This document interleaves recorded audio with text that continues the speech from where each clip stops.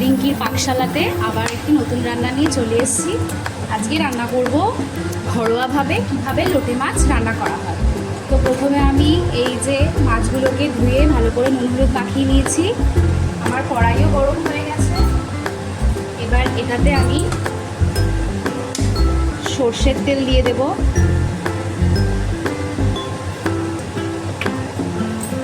তেলটা একটু গরম হোক।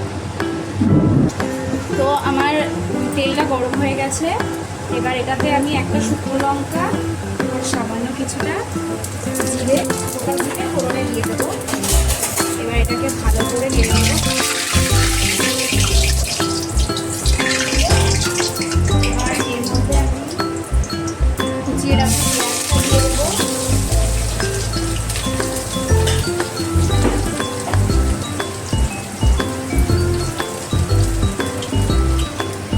পেঁয়াজের মধ্যে কিছুটা নুন দিয়ে দেবো যাতে পেঁয়াজটা তাড়াতাড়ি নরম হয়ে যায়।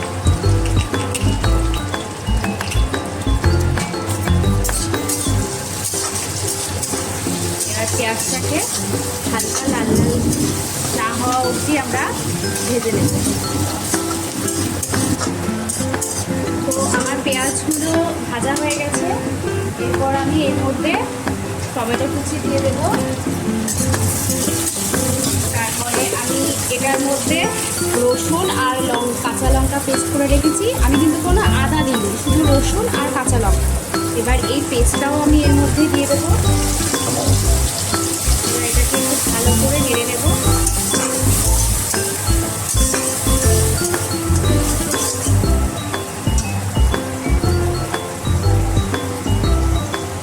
এবার এর মধ্যে আমি বেসিক যে আমাদের মশলা থাকে সেটাই দিয়ে দেবো। কিছুটা পরিমাণ হলুদ গুঁড়ো দিয়ে দিলাম। তারপরে দিয়ে দেবো কিছুটা পরিমাণ জিরের গুঁড়ো। তারপরে একটু কালারের জন্য আমি দিয়ে দেবো কাশ্মীরি লঙ্কার গুঁড়ো। এবার এটাকে ভালো করে মিশিয়ে নিয়ে কষাতে হবে। এবার আমার মশলাটাও ভাজা ভাজা হয়ে গেছে। এবার আমি মিক্সির জার ধোয়া বাটিতে যে জলটা আছে ওটা দিয়ে দেবো। এবার এই জলটা দিয়ে এটাকে ভালো করে কষিয়ে দেবো। তো এই যে আমার মশলা থেকে সুন্দরভাবে তেল ছেড়ে দিয়েছে। এবার এর মধ্যে আমি আলু ভাজার মতো কিছুটা এরকম আলু কুচিয়ে রেখেছি, এটাও দিয়ে দেবো। আমার এটা ভালো লাগে তাই আমি এরকম করি। যাদের ভালো লাগবে না তারা এটা ঠিক করে দেবে আলু। এবার আলুটার সাথেও আমি মশলাটা কিছুক্ষণ ভালো করে কষিয়ে দেব। তো এই যে আমার মশলাটা সুন্দরভাবে কষানো হয়ে গেছে। এবার আমি এর মধ্যে এই যে নুন হলুদ আগে থেকে মাখিয়ে রেখেছিলাম মাছটা, এটা সবটাই দিয়ে দেব। এবার দেওয়ার পর এর মধ্যে আর জল আমি একটুও দেবো না। মাছের থেকেই প্রচুর পরিমাণে জল ছাড়বে। আমি এটা একটু ভালো করে নাড়িয়ে নিচ্ছি। আমি এর মধ্যে আর নুনও দিইনি, কিচ্ছু করিনি, কারণ আমি মাছের মধ্যে অনেকটাই নুন মাখিয়ে রেখেছিলাম। পরে যদি নুন লাগে তাহলে স্বাদ মতো দিয়ে দেবো। এবার বেশি নাড়াচাড়া করলে আবার এই মাছগুলো যেহেতু নরম হয় তাহলে ভেঙে যেতে পারে।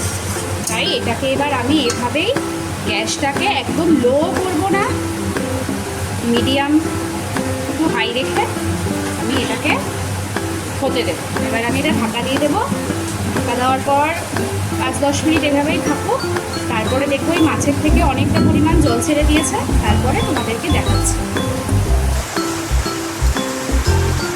তো আমার মাছটা প্রায় হয়ে গেছে।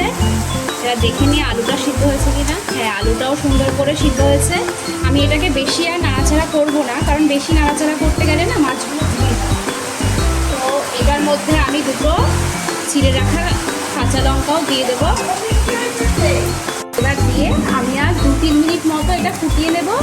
তাহলেই আমাদের মাছটা সম্পূর্ণ রেডি হয়ে যাবে। তো আমার লোটে মাছটা পুরো হয়ে গেছে।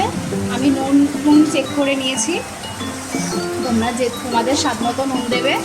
আর যদি কারো কাছে ধনেপাতা থাকে নামানোর আগে একটু ধনেপাতা কুচি দিয়ে দেবে। আমার কাছে নেই তাই আমি দিতে পারলাম না। তো কেমন লাগলো বলো রান্নাটা। যদি ভালো লেগে থাকে অবশ্যই তোমরা বাড়িতে বানিয়ে ট্রাই করতে পারো। যদি ভালো লেগে থাকে তাহলে ভিডিওটাতে একটা লাইক, কমেন্ট, শেয়ার করে দিও। চলো টাটা, আবার দেখা হবে নতুন কোনো রেসিপি নিয়ে।